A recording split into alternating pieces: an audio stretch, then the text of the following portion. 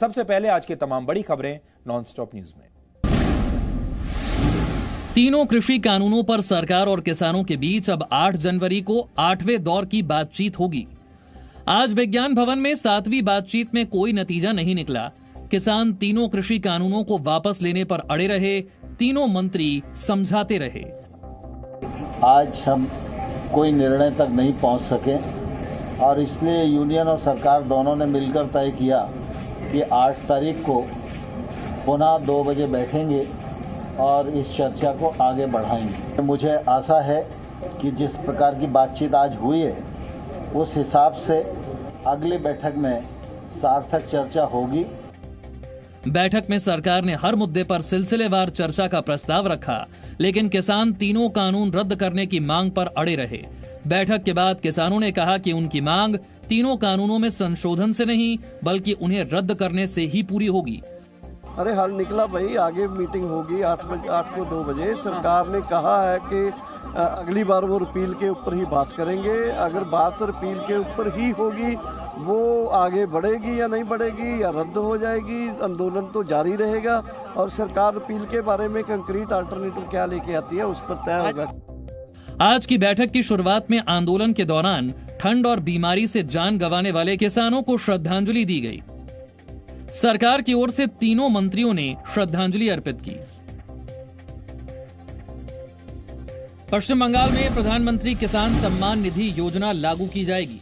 पश्चिम बंगाल सरकार ने योजना लागू करने की अनुमति दे दी है।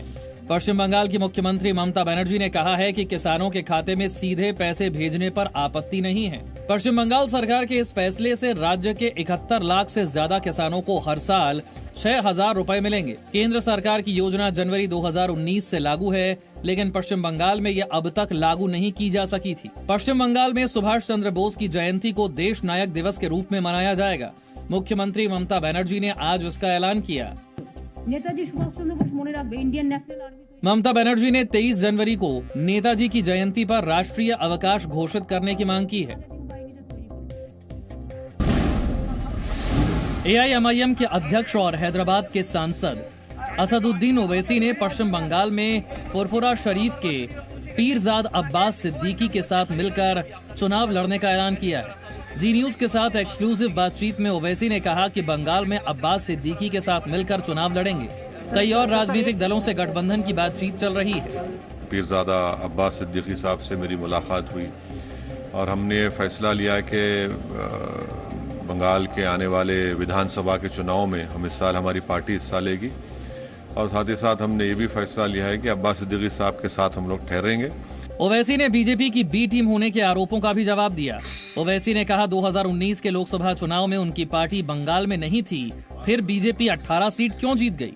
हम तो पार्लियामेंट के चुनाव में इलेक्शन में हिस्सा नहीं लिए, 18 बीजेपी के MP कामयाब हो गए। क्या वो हमसे पूछ कर गए या ममता से पूछ कर जा रहे हैं? तीसरा, उनके बड़े बड़े नेता जो लेफ्ट फ्रंट की सरकार के जुल्म के खिलाफ उनका साथ देते थे, आज वो बीजेपी में चले गए। सीरम इंस्टीट्यूट ने आज देश को कोविशील्ड की कीमत बताई। सीरम इंस्टीट्यूट के मुताबिक भारत सरकार के लिए कोविशील्ड की एक डोज 200 से 300 रुपए तक होगी। निजी बाजार में बिक्री के लिए कोविशील्ड की कीमत 2 गुनी होगी। माना जा रहा है कि मार्च-अप्रैल से आम लोगों के लिए वैक्सीन उपलब्ध होगी। आम लोगों के लिए वैक्सीन की एक डोज की कीमत 1,000 होगी और 2 डोज के हिसाब से 2,000 रुपए देने होंगे। वहीं भारत बायोटेक कंपनी ने आज प्रेस कॉन्फ्रेंस करके स्वदेशी कोवैक्सीन पर चल रही सियासत का जवाब दिया। It hurts a scientist who works 24 hours and he gets hurt, bashing by people for the sake of selfishness and for the sake of, to show they are intellectually above others. That's not right. देश में corona virus के संक्रमण की बात करें तो पिछले 24 घंटे में संक्रमण के 16,504 नए मामले सामने आए, जबकि 214 लोगों की मौत हुई। कोरोना की वैक्सीन पर जारी सियासत के बीच जी न्यूज ने आज सबसे बड़ा रियलिटी टेस्ट किया। जी न्यूज संवाददाता पूजा मक्कड़ देश में कोरोना की वैक्सीन लगवाने वाली पहली महिला रिपोर्टर बन गई हैं। उन्होंने आज दोपहर 2 बजे दिल्ली के एम्स जाकर भारत बायोटेक की कोवैक्सीन लगवाई। जिस वैक्सीन का आप सबको इंतजार है, हम उसके ट्रायल में हिस्सेदार हैं, लग गई है।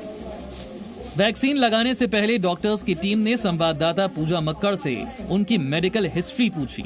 उनका ब्लड प्रेशर भी चेक किया गया। तो मेरा वजन चेक किया गया है, मेरी हाइट चेक की गई है और इस वक्त मेरा ब्लड प्रेशर मॉनिटर किया जा रहा है। ये भी पूछा गया है कि कोई कोमॉर्बिडिटीज यानी कोई और बीमारी अगर है तो उसके बारे में भी आपको बताना, जिसके लिए हमने बाकायदा एक फॉर्म फिलअप किया है।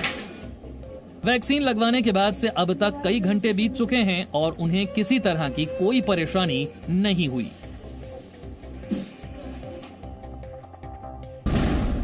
प्रधानमंत्री मोदी ने आज राष्ट्रीय पर्यावरण लैब की आधारशिला रखी। प्रधानमंत्री ने इसी कार्यक्रम में वीडियो कॉन्फ्रेंसिंग के जरिए एटॉमिक टाइम स्केल का लोकार्पण किया। इस मौके पर लोगों को संबोधित करते हुए प्रधानमंत्री ने कहा, क्वालिटी से ही दुनिया में भारत की पहचान बनेगी।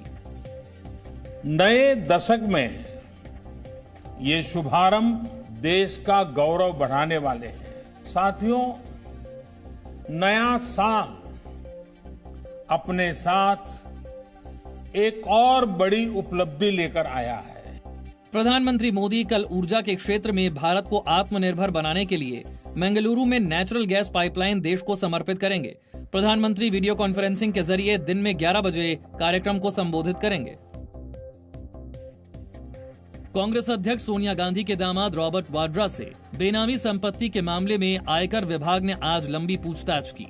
पूछताछ रॉबर्ट वाड्रा के दफ्तर पर हुई। आयकर की टीम वाड्रा के दफ्तर में 8 घंटे रही।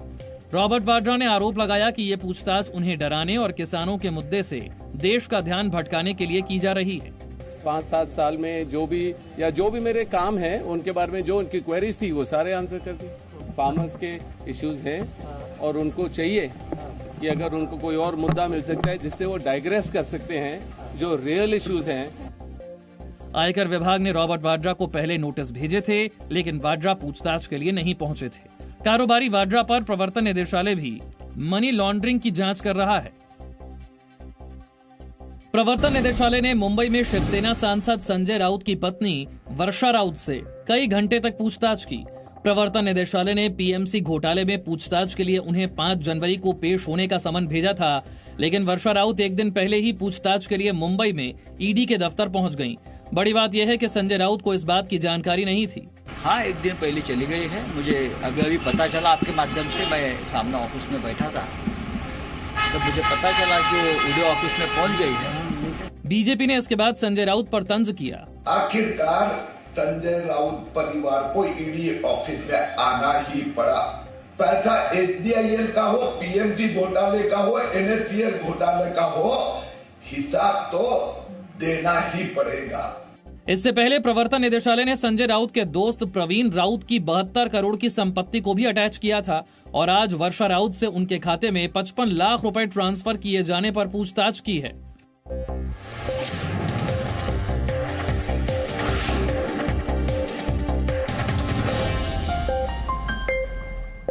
Presenting B News app, available on Google Play and App Store. Download it now.